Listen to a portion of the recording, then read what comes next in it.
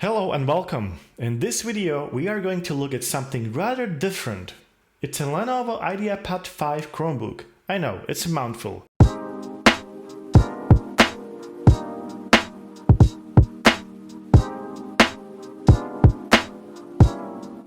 But before we begin, let me just rewind first and get a few things straight. It used to be that if someone mentioned Chromebook, we would all imagine something very affordable, which was almost certainly reflected on poor build quality and rather pitiful performance. But nowadays, Chromebook stands for education, accessibility and lightweight, fast operating system. Just for context, in 2019 there were over 40 million Chromebooks active in schools only.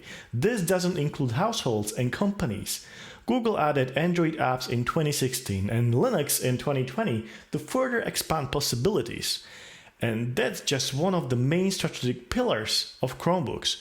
ChomeOS is lightweight OS that can be easily set for educational purposes without any necessary distractions, which makes it a perfect solution for schools or even hospitals. While Chrome, as a Chrome browser, does suck up significant amount of RAM because ChromeOS is such a lightweight OS, the impact isn't as noticeable as, for example, on Windows machines.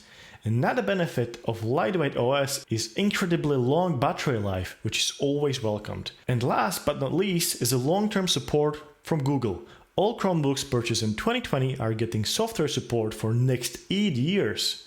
It used to be much worse on Chromebook prior to 2020, but Google is getting better at committing. So let's just start by talking about display. 13.3-inch Full HD OLED panel at that rather traditional 16:9 aspect ratio. At first, this combination might sound a bit weird in 2020, but hear me out first. Because it's an OLED, and resolution is capped at FHD, you won't be draining the battery as fast as you would with, let's say, QHD or UHD panel. Also, as we know, OLED can turn off individual pixels while not in use, which can even further help to save some precious battery life. And then, we had that 16:9 aspect ratio, which is now starting to be rather rare on laptops. At first, it might seem as a disadvantage, but then you remember that this is not a laptop, but a tablet, and it is much more comfortable to carry around 16:9 tablet in portrait mode rather than, for example, an iPad, which is also almost 13-inch in screen size but with 4:3 aspect ratio.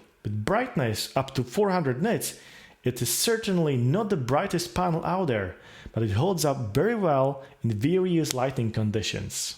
So for specs, we have Snapdragon 7C Gen 2 processor. You can have either 4 or 8 GB of LPDDR4X RAM, soldered of course. There is 128 GB of eMMC storage in this tablet, but you can go all the way up to 250 gigs if needed.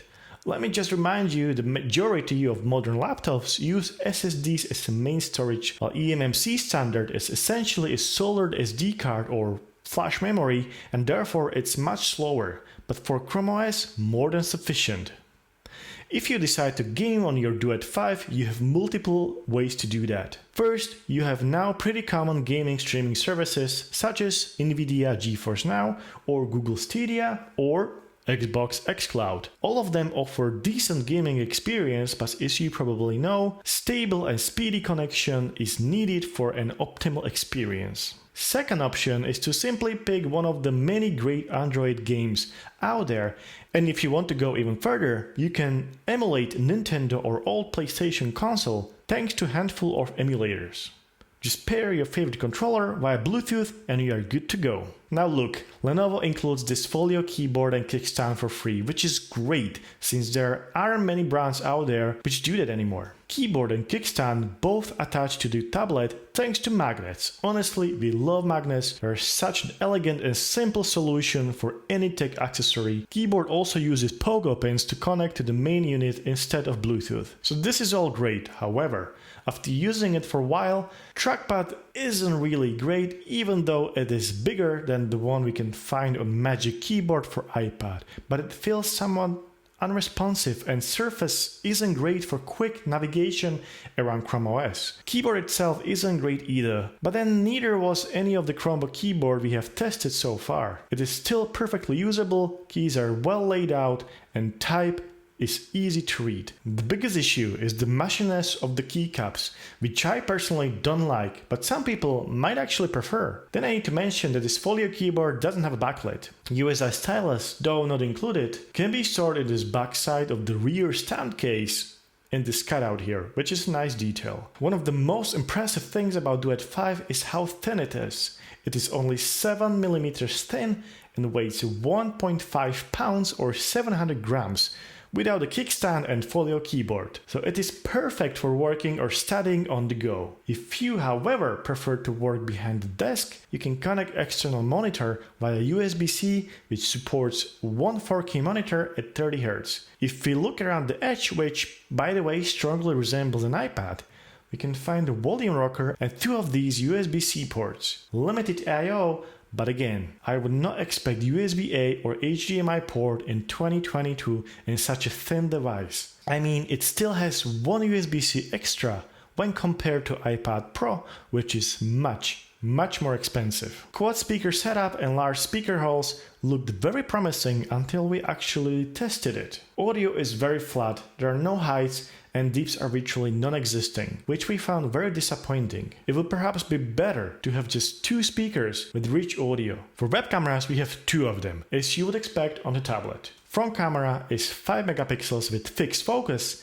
I mean, if you really need to have a quick video call, it's fine. Back camera is 8 megapixels camera with autofocus, works great for scanning documents. We hope soon manufacturers will hop on FHD webcam trend, which is currently happening on most laptops. So the specs doesn't sound very impressive, right? They're rather mediocre, but that doesn't really reflect the actual experience with Duet 5 Chromebook.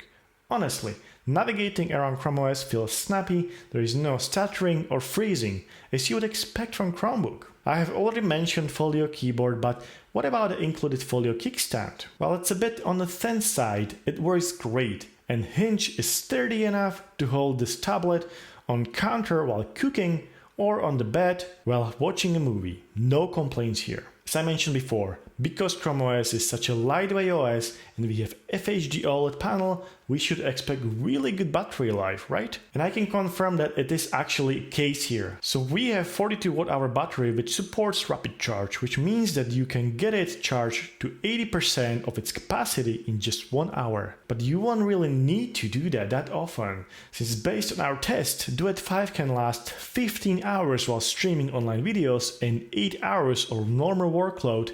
That's bonkers for a device this thin. Some reviewers even reported 14 to 15 hours of an actual use. While it's great that Lenovo includes Folio keyboard and Folio kickstand for free, keep on mind that you will still need to purchase a pen if you need one. Yes, we wish keyboard would be a bit better, and with the backlit, and trackpad more precise. However, despite all this is what we really think. This tablet is a great companion device for anyone out there, whether you are a student or a business owner. It's the combination of a great screen, super thin bezels, ultra thin premium form factor, super long battery life, and included keyboard, which make Duet 5 a recommendation from us.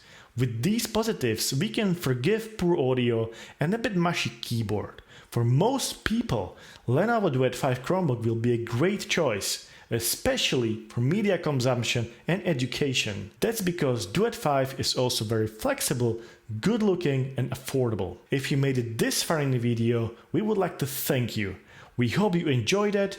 If you did, leave us a like, and if you want to see more content like this one, consider subscribing. Thanks for watching, and we will see you in the next one.